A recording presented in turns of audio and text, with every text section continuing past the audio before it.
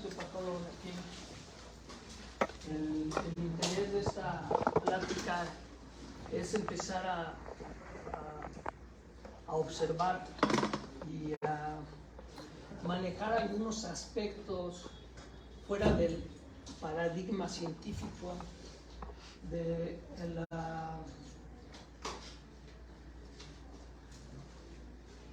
paradigma de la ciencia, ¿verdad? Y quiero comentarles en ese sentido, pues es que pues yo como patólogo siempre me he conducido desde el punto de vista científico y desde el punto de vista mental, ¿verdad? Yo, de hecho, la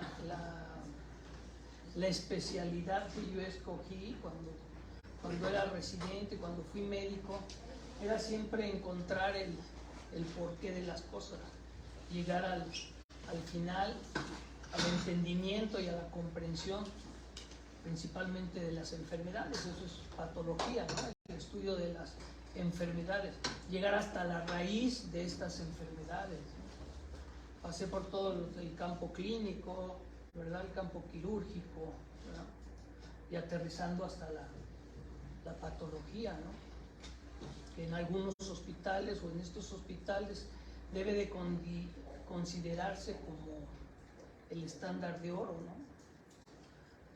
Lamentablemente aquí tenemos algunas o varias carencias en el sentido de realizar el estudio de necropsia, ¿no? En algunos hospitales se considera que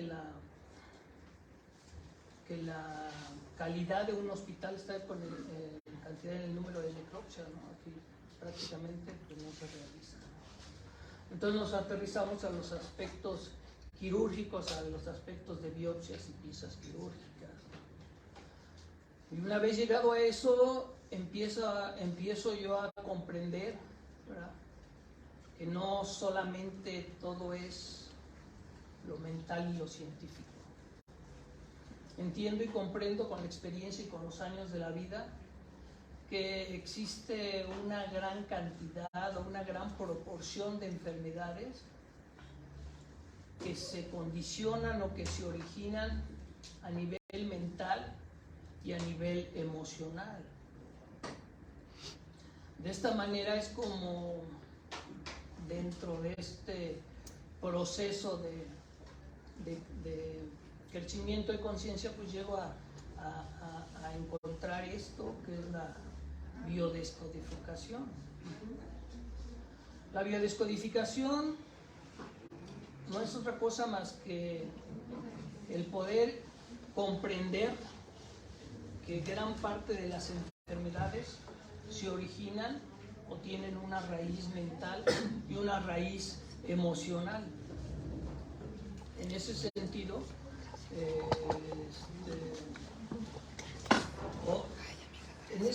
podemos encontrar ya desde el siglo pasado, ¿no?, algunas enfermedades que les achacaban el origen en ese sentido, en el sentido de problemas de tipo emocional o mental.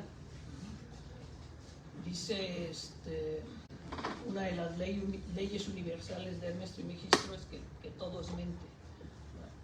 Y que como es arriba es abajo y como es adentro es afuera, y en ese sentido encontramos precisamente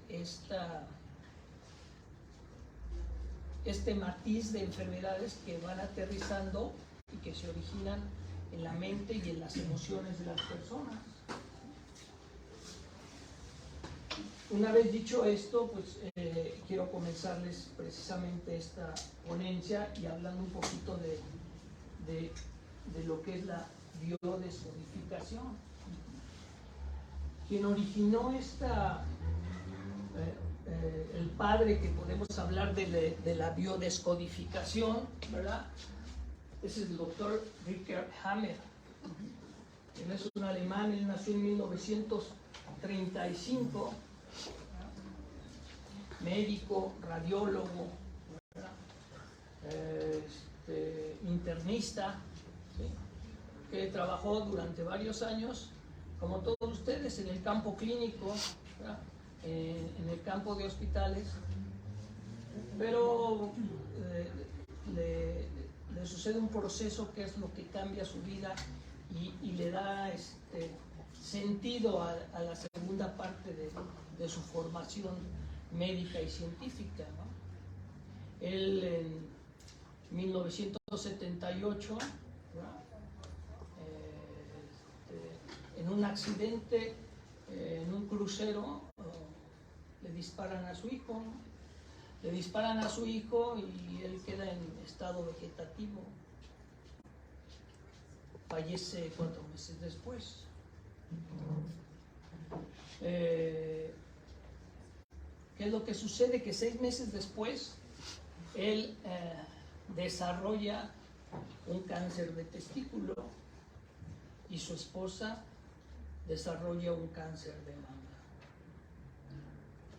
En relación a eso empieza a comprender él precisamente que esos conflictos, ese conflicto tan intenso que había vivido, lo había marcado mental y emocionalmente, y que había aterrizado o se había densificado precisamente en este problema de cáncer testicular.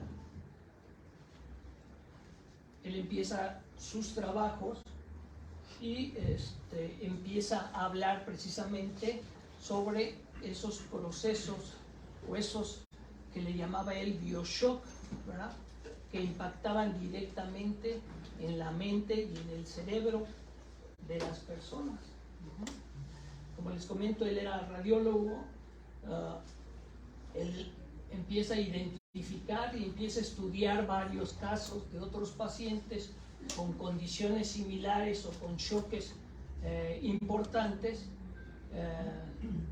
que impactaban físicamente, ¿verdad?, a nivel cerebral.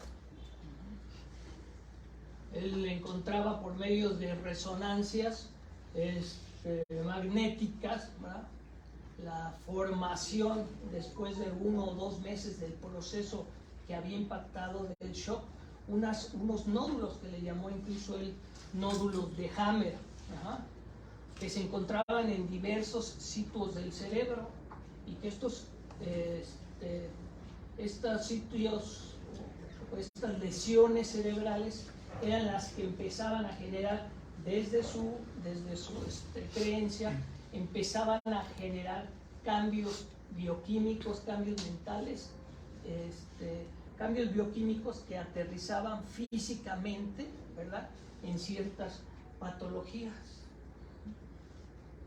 Él hablaba ya en este tiempo precisamente cómo manejaba las fases o las fases de enfermedad de Hammer, ¿verdad?, donde pues esto a lo mejor no es muy diferente a la fase de una enfermedad desde el punto de vista mental y emocional, ¿no? Normalmente hablamos nosotros de un estado previo al choque o al biochoque, ¿no? Esto lo que estamos observando no es más que la homeostasis, ¿no? O sea, el concepto de salud en el que no es estático. El concepto de salud es que estamos en un equilibrio, y esa es la palabra, homeostasis, ¿verdad?, un equilibrio entre cambios fisiológicos que nos afectan, ¿sí?, que nos deprimen o que establecen ciertos procesos emocionales, y cambios en el que estamos normalmente bien, y él manejaba en aquel tiempo, ¿verdad?, lo que es una parte dirigida o comandada por el simpático, ¿verdad?, y que era la fase diurna, y una fase nocturna en la que dormíamos, descansábamos, ¿verdad?, y que era la fase visceral o la fase de descenso. Entonces él, desde su concepto de esta biodescodificación, él encuentra precisamente el conflicto, un bioshock, ¿verdad? ¿Qué características tenía que tener ese bioshock? Ese bioshock, para afectar físicamente el cerebro, tenía que ser un evento que se viviera en forma inesperada, ¿verdad? Que tuviera una gran carga emocional y que se viviera en soledad, y que a fin de cuentas no tuviera una solución.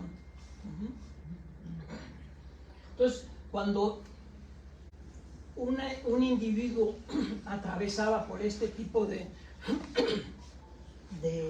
trauma, de choque, era cuando realmente se generaba este bioshock que iba a llevar que iba a disparar precisamente esta fase simpática, ¿verdad? Con una alteración importante en la estabilidad de la persona, ¿sí? Y podemos hablar de un conflicto físico en el que iba a tener, independientemente del lugar donde se originaba, ¿verdad? Iba a producirse todos los efectos de ansiedad, de fiebre, de agitación, ¿verdad? Y que iba a cursar con una fase que le llamaba él de reparación. Y que normalmente esta reparación se iba a caracterizar, ¿verdad?, por un aumento, ¿verdad?, en el número de células de la región donde había sido afectada. Este bioshoque, ¿verdad?, que vemos aquí con esta fase de reparación, él manejaba, y les comento desde su punto de vista, él manejaba una fase de reparación en el que el individuo, en forma espontánea, ¿sí?, se iba a regenerar, ¿sí? Iba a haber un aumento en el número de las células de la zona afectada, y posteriormente iba a haber una desaparición de estas células. Él involucraba en este fenómeno, ¿verdad?, en este proceso a bacterias, a ciertas sustancias bioquímicas que generaba el cerebro y que iban a delimitar o desaparecer el problema.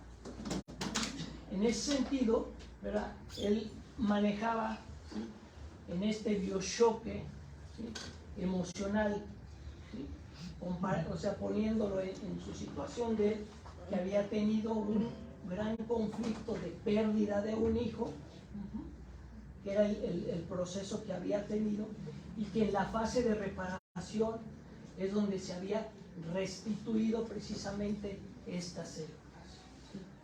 Y estas células, en una reparación, en un efecto de querer bioemocionalmente, ¿verdad?, poder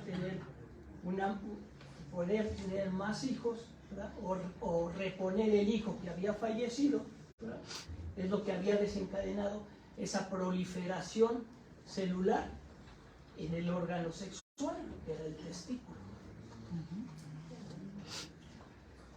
Su esposa, por otro lado, había desencadenado precisamente durante este biochoque una fase de reparación en el que había tenido un incremento en la masa celular, ¿verdad?, de sus órganos. Ella no solamente desarrolló un cáncer de mama, sino también desarrolló un cáncer de ovario.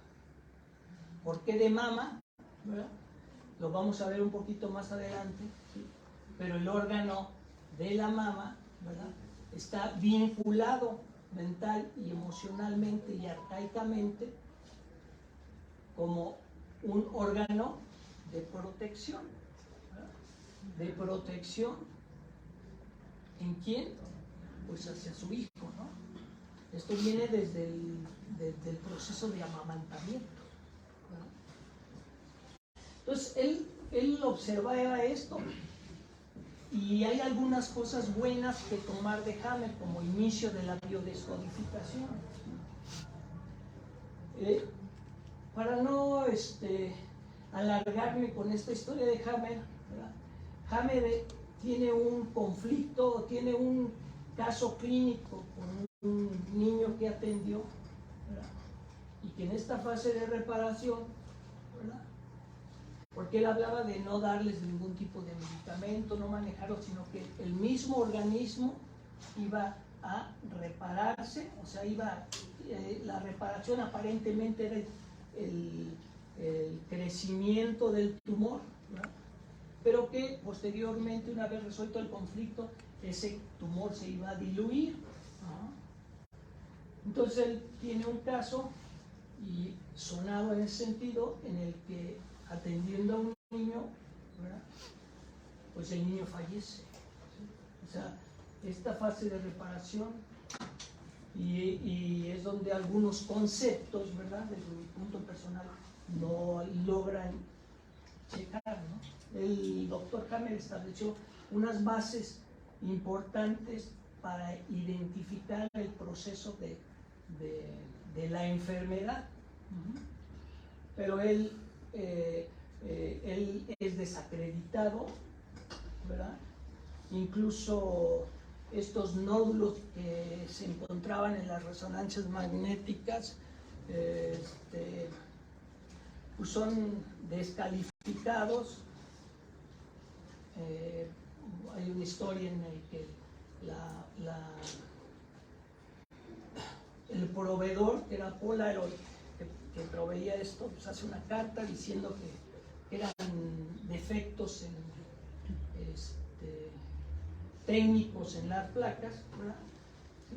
Obviamente cuando el doctor Hammer empieza a hablar y empieza a establecer y empieza a identificar que el propio cuerpo se podía sanar, pues obviamente hubo conflictos, ¿no?, intereses, ¿no?, con casas farmacéuticas, ¿verdad?, con médicos tradicionalistas, ¿verdad?, acabando en un momento dado pues anulándolo, ¿no?, y pierde su licencia, etcétera, etcétera. Entonces, aquí lo rescatable, ¿verdad? Ya posteriormente al doctor Hammer, que es la raíz de la biodescodificación, pues vienen otros médicos, otros psicólogos, ¿verdad? Porque al ser un problema emocional y mental, pues empieza a tener,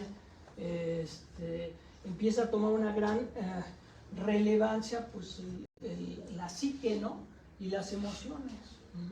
Y ya vienen otros médicos y psicólogos que, tomando como base el trabajo de Hammer, ¿verdad?, empiezan a evolucionar lo que es esta biodescodificación, ¿no?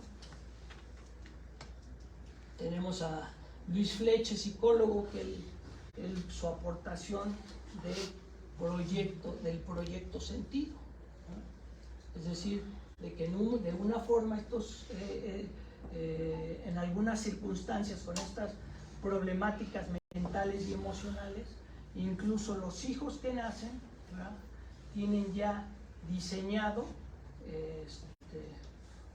para qué, o sea, son creados con alguna finalidad, ¿verdad? Tenemos a Salomón Selam, que él identifica una rama que se llama psicosomática, ¿no? Una buena aportación es un libro de Salomón Selam que se llama Las alergias no existen, ¿verdad? Y posteriormente se van encontrando otros médicos, ¿verdad?, y otros psicólogos, ¿verdad? Hay no recuerdo ahorita el nombre de los autores, un par de neozelandeses que hacen otro libro, La enfermedad como camino, ¿verdad? O también Henry Corbera, que empieza a observar ya toda esta biodescodificación y que es importante dentro de estas aportaciones del doctor Hammer, ¿no? Él habla precisamente de estos cambios cerebrales, ¿verdad?, que son los que van a conducir o que van a traducirse en diferentes enfermedades. Él habla de esta comparación de lo que es la filogénesis y la ontogénesis, ¿no? Es maravilloso, ¿no? Es maravilloso el cuerpo humano. O sea, la filogénesis es el camino de evolución, ¿verdad?, desde las primeras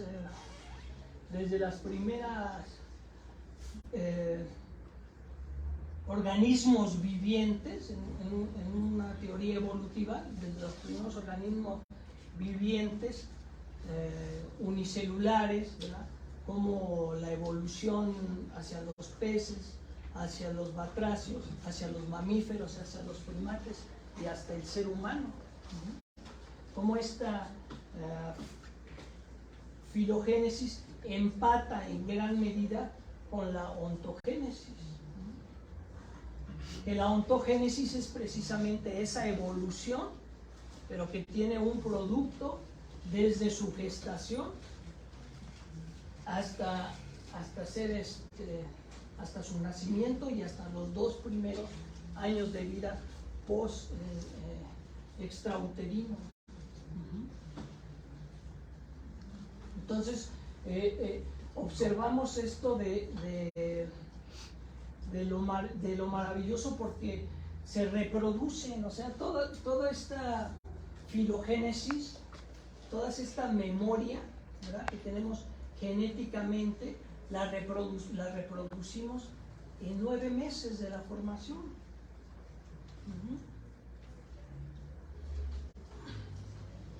Dentro de este proceso y siendo también una aportación de Hammer, ¿verdad?, él habla precisamente, nosotros vemos que dentro de la formación del producto, pues ustedes recuerdan, se forma un cigoto, una blástula, una gástrula y una blástula, de donde derivan las placas blastodérmicas, ¿no?, que es un ectodermo, un mesodermo y un endodermo. Básicamente el ectodermo pues origina el sistema nervioso y la piel, ¿verdad?, o sea, a grandes rasgos. El mesodermo origina los músculos, esqueletos, riñones, aparato reproductor. El endodermo, los órganos vitales, entre otros los pulmones, el hígado, el sistema digestivo, ¿verdad?, y las glándulas endócrinas. ¿Por qué les hablo de estas placas blastodérmicas? Porque la evolución, desde el punto de vista de filogénesis como de ontogénesis, nos va marcando cómo se van desarrollando estas placas. Entonces hablamos, ¿verdad?, que estas placas blastodérmicas se desarrollan en un principio, ¿verdad?, como una primera etapa, que es el endodermo. Si nosotros observamos, son los órganos vitales, son los órganos de supervivencia, desde el punto de vista filogenético y desde el punto de vista ontogenético. En una segunda etapa está el mesodermo, ¿sí?, que lo podemos dividir en un mesodermo antiguo, ¿verdad?, y un mesodermo moderno. Y posteriormente está el ectodermo, ¿sí?, y como desde la visión precisamente de Hammer, ¿verdad?, estas diferentes placas blastodérmicas van a dar origen, ¿verdad?, a los órganos de supervivencia, de protección, de movimiento, de valoración y de relación. Filogenéticamente, los primeros órganos que se forman son tanto de un producto como arcaicamente eran órganos para sobrevivir exclusivamente, ¿no?, y estaban relacionados con qué cerebro, con el cerebro primitivo, o sea, la amígdala, ¿verdad?, el tallo cerebral, ¿verdad?, el prosencéfalo. Ahí es donde se encuentran todas las emociones primarias, ¿verdad?, que son de supervivencia, que son exclusivamente de huida o de ataque. Cuando la evolución ¿verdad? Permite ya que estos órganos de supervivencia necesitan tener una protección, ¿no? Y es donde viene esta placa blastodérmica, que es el mesodermo antiguo. ¿Qué es lo que forma? Una vez que se tienen estos órganos de supervivencia, pues hay que protegerlos. Y podemos hablar de todas las serosas, ¿sí? Ya desde el punto de vista anatómico, de todas las serosas, del pericardio, del peritoneo, ¿sí? Algunos autores, como vamos a ver, manejan también el tejido adiposo, aunque en sí el tejido adiposo entraría en esta tercera etapa, ¿sí? que es la etapa de movimiento, ¿verdad? O etapa de valoración. Una vez que las especies podían sobrevivir y tenían protegido, ¿verdad?, su espacio vital o sus órganos vitales, dentro de la evolución surge este mesodermo nuevo, ¿sí?, que es el que está constituido para los procesos de locomoción. Ya lo de los huesos, de los músculos, de los tendones. Pero ¿qué es lo que empieza con eso? La especie estaba incluida, ¿sí?, sin interaccionar con nadie, porque tenía que sobrevivir y tenía que proteger. Pero en el momento en que empieza ese mesodermo nuevo y se desarrollan los músculos y los huesos y los tendones, entonces esa especie ya tiene esa capacidad para desplazarse. Y al desplazarse empieza a tener la interacción, o sea, interacción con otras especies, y es cuando empieza el proceso de comparación. O sea, yo ya me puedo comparar con otra especie, ¿sí?, o con otro individuo, y entonces, ¿qué sucede?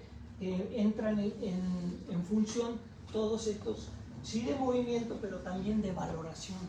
O sea, ¿quién soy con respecto a la otra persona? ¿Quién soy con respecto a la otra especie?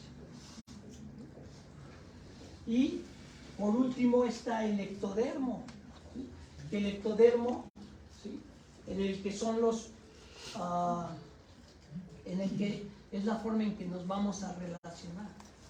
Es el sistema nervioso central, ¿sí?, pero son todos los órganos, todos los órganos de los sentidos, ¿no?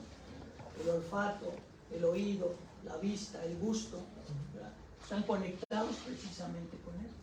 Y la piel que es la exterioración de nosotros.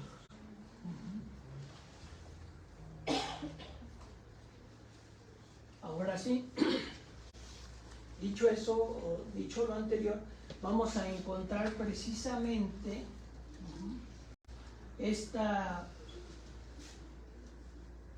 estos procesos de biodescodificación ya directamente aterrizados con algunos ejemplos, ¿verdad?,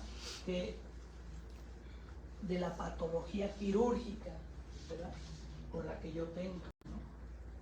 La piel, ¿verdad?, como veíamos, es con la que nos relacionamos con las demás, ¿sí? Y entonces, de esta forma nosotros vamos a mostrar, ¿verdad?, todo, o vamos a densificar todos los conflictos, ¿verdad?, de relación. Si yo tengo conflictos de relaciones emocionales, ¿sí?, con respecto a querer sentir, a querer sentir a alguien más, que no puedo yo sentirlo, entonces puedo densificar un proceso eczematoso, o sea, en que la piel se abre, ¿sí? O sea, desde el inconsciente lo que yo quiero es abrirme más para poder sentir a un individuo, a una persona, ¿sí? y dependiendo de la zona, pues arcaicamente también tiene un simbolismo, que si es en las manos, que si es en la cara, ¿no?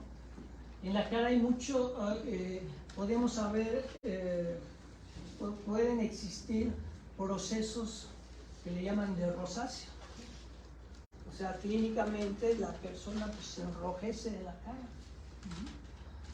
Y esa rosácea está relacionado desde parte del conflicto y emocionalmente, ¿verdad?, con un conflicto de vergüenza, un conflicto de vergüenza, de humillación, en el que esta persona trae ese conflicto y lo manifiesta y lo densifica por medio de la rosácea.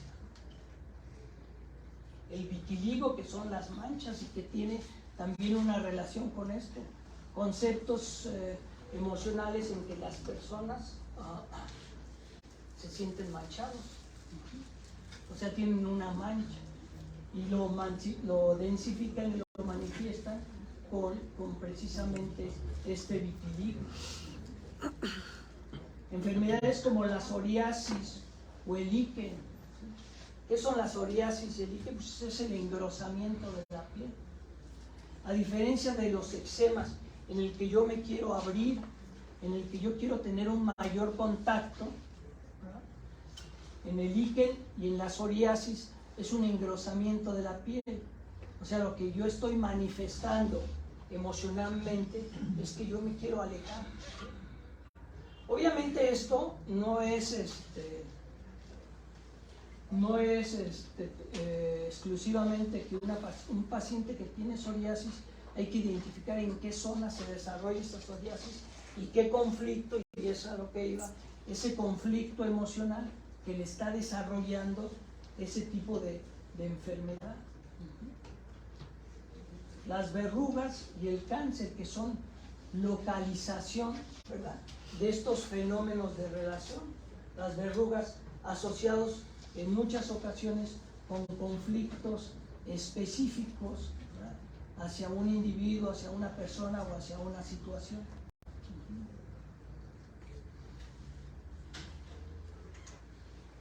Mira, esta es una imagen de un lipoma. El lipoma, dentro de las capas blastodérmicas, entraría dentro de la tercera fase, que es la de movimiento, que es la de valoración. Pero sin embargo también nuestro tejido celular subcutáneo es una forma de protección. ¿Sí? O sea, si nosotros hablamos, por ejemplo, de obesidad, de la obesidad, que dicen que está muy relacionado precisamente a esa falta de protección, a ese abandono. O sea, cada kilo de más es un proceso, es una carga de abandono.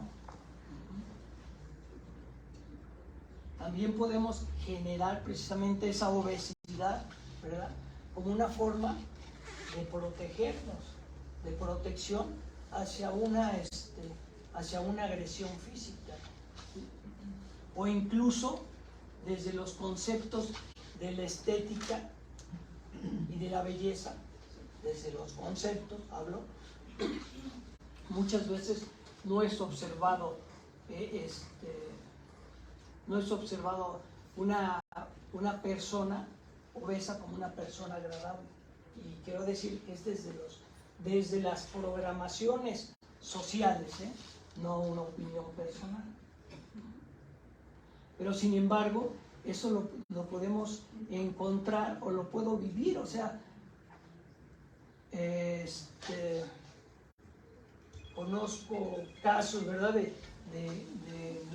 una mujer, ¿verdad?, que fue abusada sexualmente en su niñez, y que ella, una forma de protección es eso, desarrolla esa obesidad mórbida, en el que voy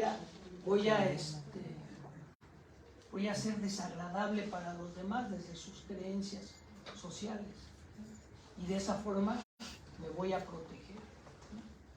Aquellas personas que sufrieron o que tienen esas heridas de abandono importante, pues van a desarrollar precisamente esta obesidad como una forma de protegerse, ¿no? Y cuando están ya localizadas en cierta zona, pues me hablan ya de una sobreprotección en cierto lugar. En un lipoma en la espalda, cuando quiero protegerme de alguna persona emocionalmente importante para mí que me abrazaba, ¿no? Y que yo lo rechazaba, o sea que yo no quería que me abrazara, que me tomara. Entonces, este es el proceso con el tejido adiposo, que podemos observarlo como de valoración, pero al mismo tiempo es una forma de protegerme. Esta es una imagen histológica del estómago, de la mucosa gástrica, con una gastritis crónica. Debido a la complejidad de la fotografía no es posible identificar, pero ya a campos más fuertes se logran identificar unos organismos bacilares espiraliformes que encontramos en muchas gastritis, ¿no? Que son el Helicobacter pylori. Pero el bloqueo emocional, ¿verdad?, se relaciona en forma directa con la dificultad para aceptar o dirigir a una persona o un acontecimiento.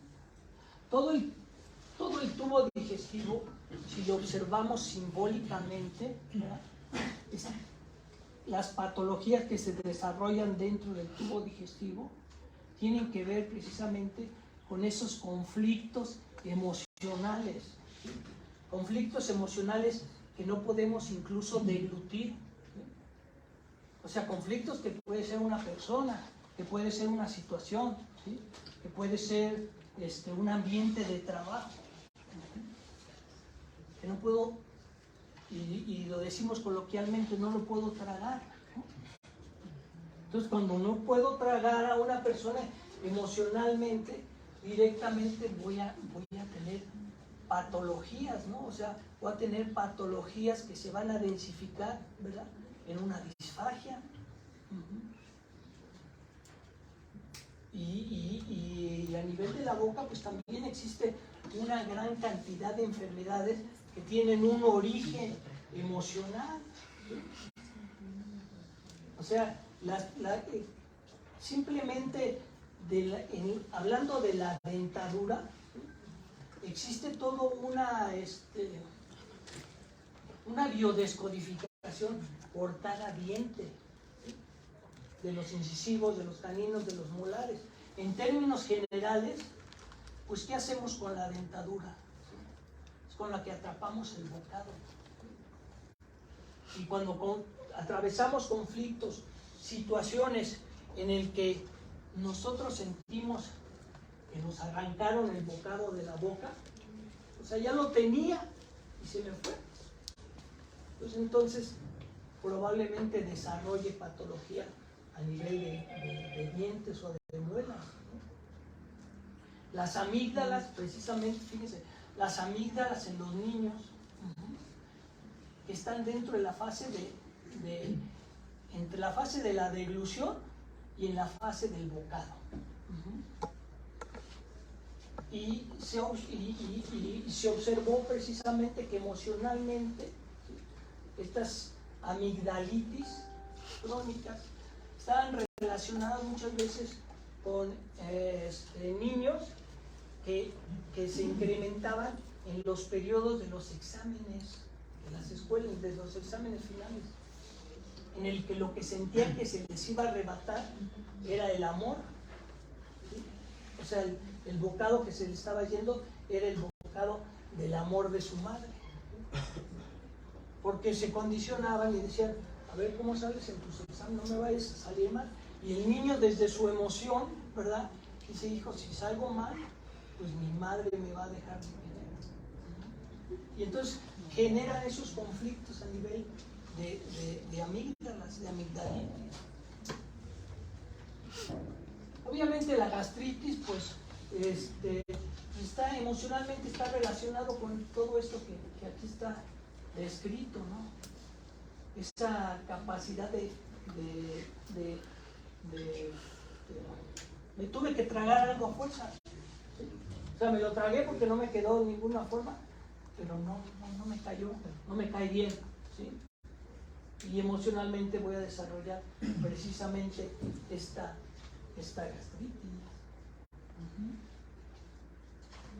Fíjense, este es un caso, este es una muestra de una vesícula biliar, una típica colecistitis crónica, ¿no? Y eso desde los abuelos, ¿no? Decían, hiciste un coraje, ¿no? Se te derramó la bilis, ¿no? Y emocionalmente está relacionado precisamente con estos conflictos de rencor o ira e injusticia dentro del territorio. Pero es una ira, o sea, la ira es la emoción contenida, ¿no? Y en el que la base de esa ira es que yo siento que hubo una injusticia, que hay una injusticia.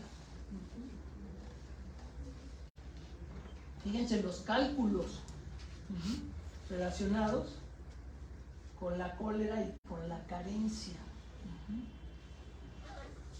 No tomo decisiones en mi vida.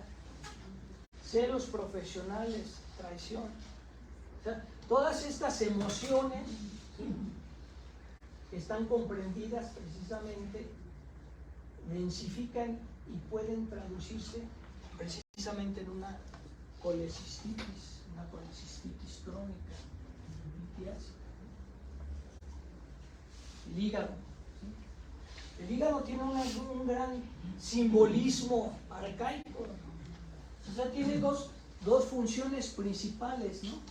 Que es la de almacenamiento, ¿sí?, pero también la de metabolizar varias,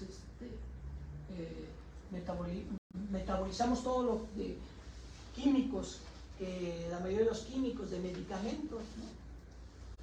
Entonces, el conflicto de emocional en el que yo siento una carencia en lo alimenticio, ¿sí?, en el dinero, en la familia, ¿verdad?, y las herencias, miedo a no tener lo suficiente para comer.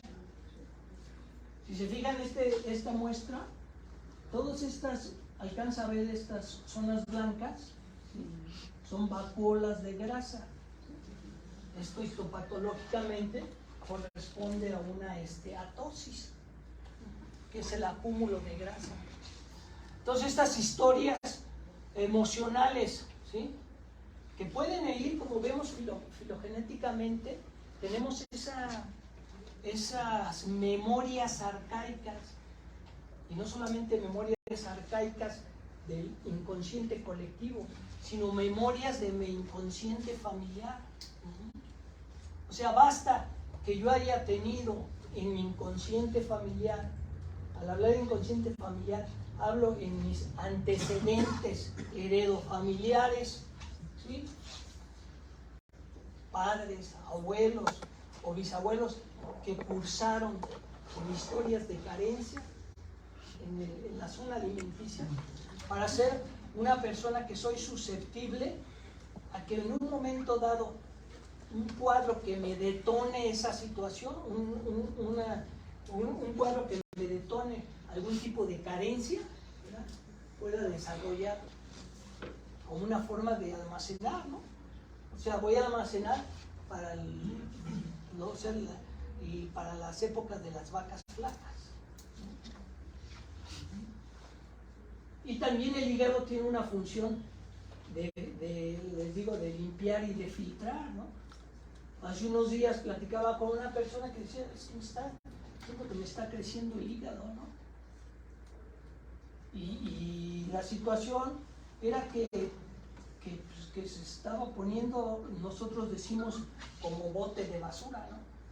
O sea, que llegan las demás personas y le echan su bote de basura, ¿no? Oye, que fulanito, que no sé qué, y le cuentan toda su historia, Porque tú nomás recibes y recibes y recibes, y son cargas que estás tomando tú, que tú te las estás quedando, ¿sí? Y pues tu hígado no hay que están intoxicando, que lo están intoxicando, ¿no?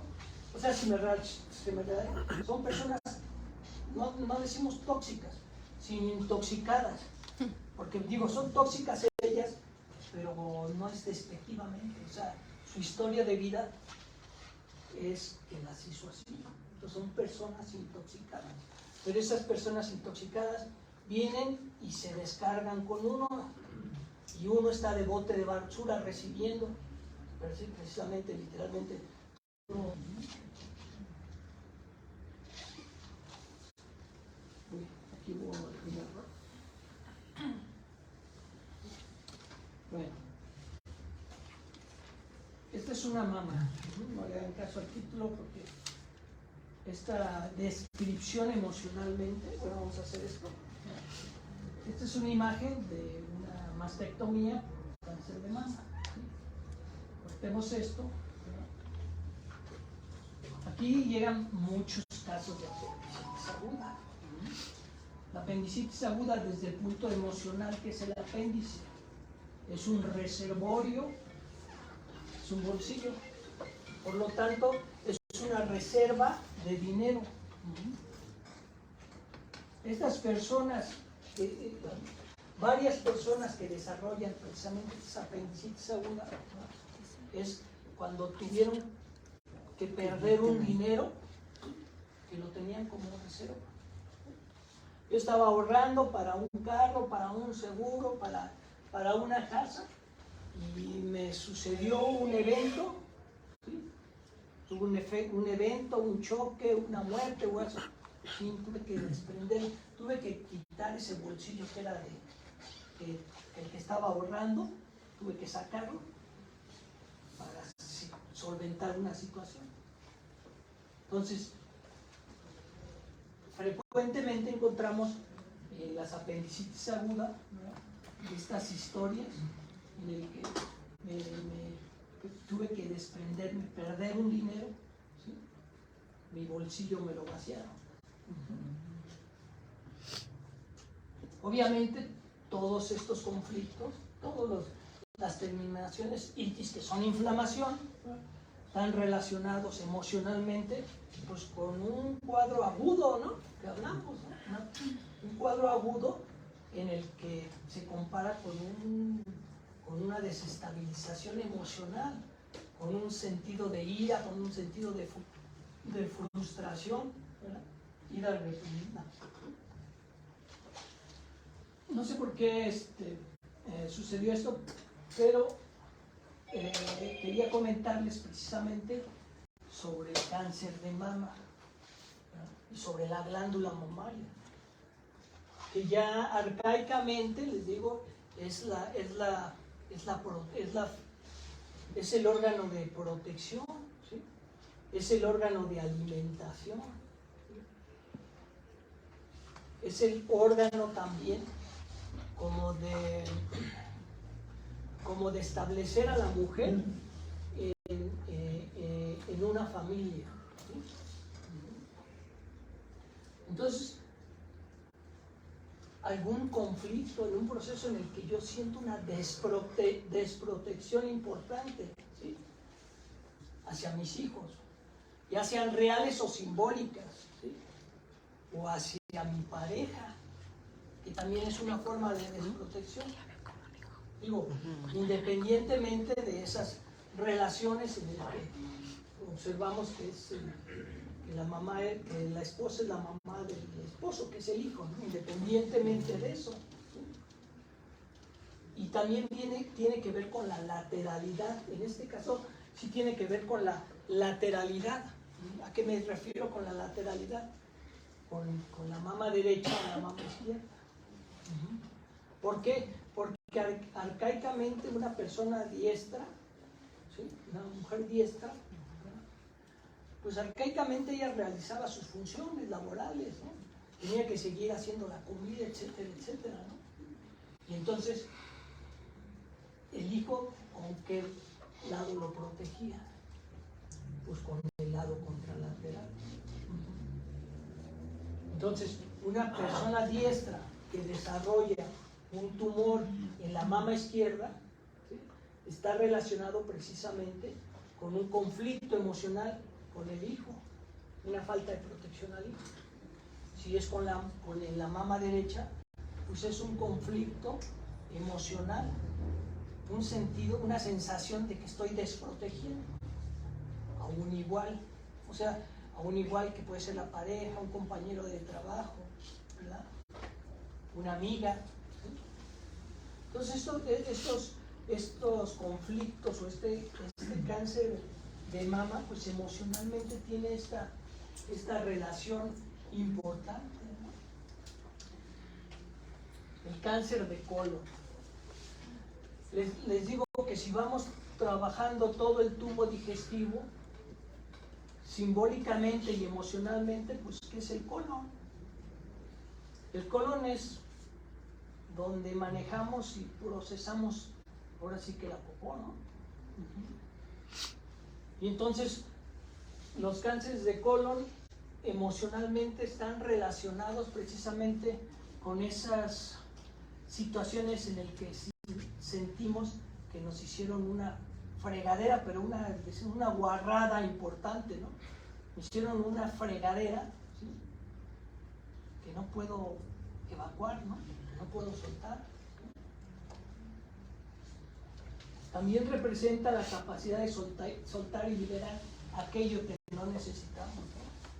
Aquellas personas aprensivas, y lo podemos ver por el colon irritable, ¿no? No queremos soltar. Esa incapacidad de dejar fluir es el colon irritable emocionalmente.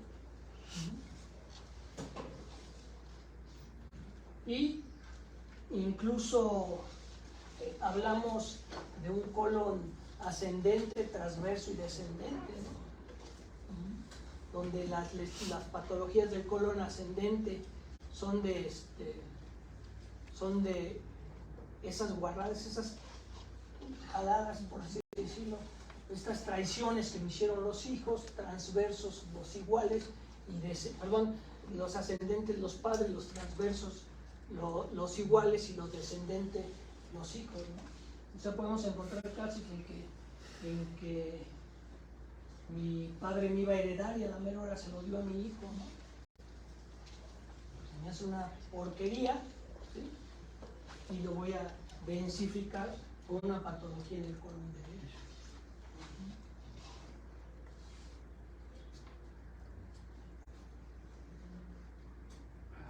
Aquí está. No sé por qué pasó. No le dan caso a la descripción. Esta es una hidronefrosis, ¿no? Es un riñón. Si se fijan aquí viene el uréter, y aquí lo que observa es una estenosis, ¿no? Es una estenosis del uréter, porque macroscópicamente no tenía cálculos. Esta es una colección de agua, ¿no? Todo el sistema urinario, ¿verdad?, está relacionado también arcaicamente con situaciones de territorio. Si no, vean ustedes a los perros cómo marcan su territorio, ¿sí? Levantan la patita, ¿no? Orinan y van marcando todo su territorio, ¿sí?, arcaicamente. Entonces, todos esos conflictos, o una gran parte de los conflictos del sistema urinario, tienen que ver con problemas de territorio, o sea, reales o emocionales, ¿sí? O sea, en el trabajo, o en la casa, o con la pareja, ¿sí? Pues todos estos conflictos en el que yo siento que es invadido mi territorio, entonces puedo desarrollar conflictos de cistitis, ¿verdad? Y específicamente lo que es la hidronefrosis, si recordamos, dentro de las placas blastodérmicas, el riñón está conformado por los túbulos colectores que son del endodermo, o sea, que son los órganos de supervivencia, y por mesodermo, que son prácticamente el intersticio, fíjense que es de valoración, pero los glomérulos, que son vasos sanguíneos, que son del mesodermo también. Entonces, gran relacionado con los conflictos del riñón, ¿sí? Es miedo, ¿no? O sea, mucho miedo, ¿sí? Es un órgano en el que sentimos que se nos está yendo un conflicto emocional, ¿eh? Porque es importante saber que no es que físicamente nos estemos muriendo, pero sí emocionalmente sentimos que nos estamos muriendo. Entonces, podemos desarrollar esta de nefrosis, este acúmulo de líquido, perderlo todo. Y también falta de liquidez. O sea, si nosotros manejamos que no tengo liquidez, pues voy a querer guardar el líquido y desarrolla patologías en el riñón. Esto corresponde, que les decía, a la descripción de la glándula mamaria. Esto es lo que les comentaba, gestión adecuada del hogar como parte de la función o que está relacionado a la glándula mamaria. El carcinoma cervicuterino, vean, este es un carcinoma invasor. Todo esto que ven, es el cervix. Todo esto es un carcinoma invasor. Y que está relacionado, pues ahora sí que simbólicamente, ¿no? O sea, desde las creencias, desde las programaciones, ¿sí? A pesar de que aparentemente están ya entendidas y liberadas en el inconsciente, seguimos teniendo muchos introyectos que nos orientan a ver que todo lo sexual es pecaminoso, ¿no? Es culpa, está sucio, ¿no? Entonces, estos conflictos, en el que yo siento esto, ¿verdad? Estas relaciones con el marido, con el amante, ¿verdad? Digo, también puede ser simbólico, ¿no? Ilusión de pérdida del territorio. Sentimiento de culpa por la sexualidad, necesidad de castigo. O sea, el sexo es algo pecaminoso y me tengo que castigar. Lo que no, voy a desarrollar una patología del cuello.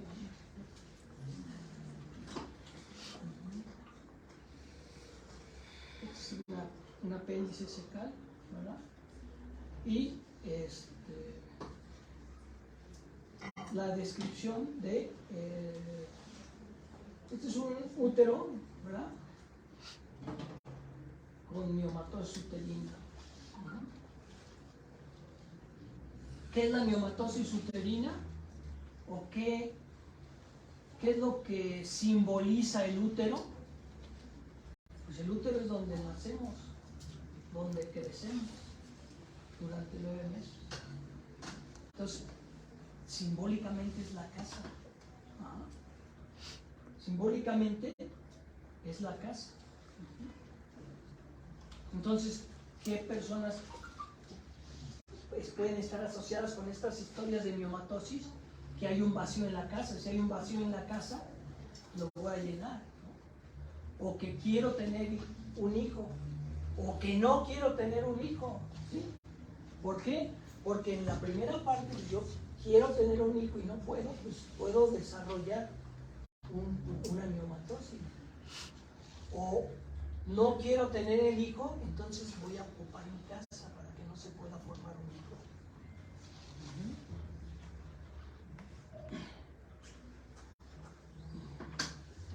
Este es un testículo, ¿verdad? Ya les manejaba con un disgerminoma, un tumor germinal, en el que podemos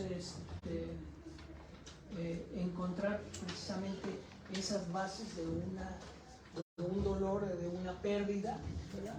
De un hijo. un cistoadenoma. Son los tumores de ovario, que viene siendo la parte femenina.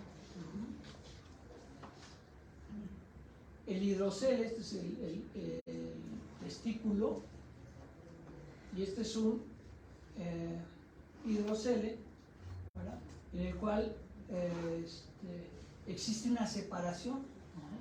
O sea, simbólicamente o emocionalmente, yo me separo de mis hijos. Había muchos casos de hidrocele en Cuba, porque ahí cuando existe un proceso de separación, muy difícilmente el padre puede ver a sus hijos. Es un embarazo tubárico. ¿Sí? ¿Qué es el embarazo tubárico? Desde el punto de vista patológico, ¿cuáles son las causas de embarazo tubárico? O sea, que puede ser una infección en la tuba o nidos de endometriosis. O sea, nido de endometriosis donde el endometrio y pum, se clava ahí en la trompa de falopio. Pero la endometriosis, precisamente, si el útero es la casa, los fenómenos de endometriosis emocionalmente son personas que no están a gusto en su casa, que quieren tener otra casa. Y un embarazo tubárico es: no quiero que mi hijo nazca en esta casa, o no es adecuado que venga ahorita en esta casa. Es un conflicto entre quiero tener a mi hijo, pero al mismo tiempo no quiero tener a mi hijo. Esta es la próstata. Oigan, para todos los sugar daddies. Fíjense, el conflicto arcaico proyecta pérdida de la familia. También abuelos,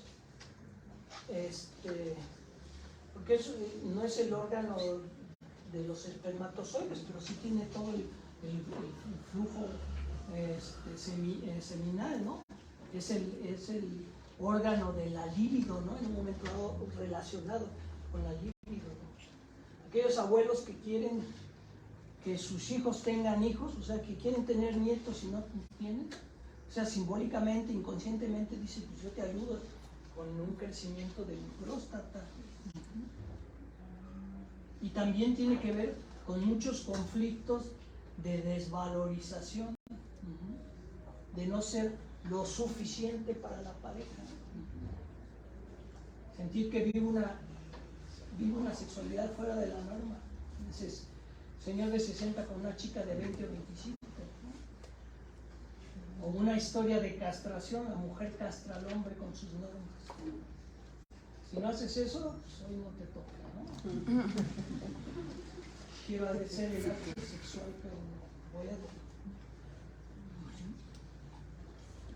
Pues ya con esto terminamos.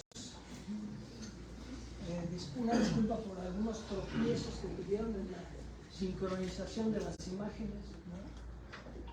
Y pues eso queda a pensamiento y a conclusión y a interpretación de ustedes, ¿no? Pero les digo, de acuerdo con esta experiencia personal y lo que he encontrado en estos casos de patología, es que lo que no resuelves en tu mente, tu cuerpo lo convierte en enfermedad. Muchas gracias.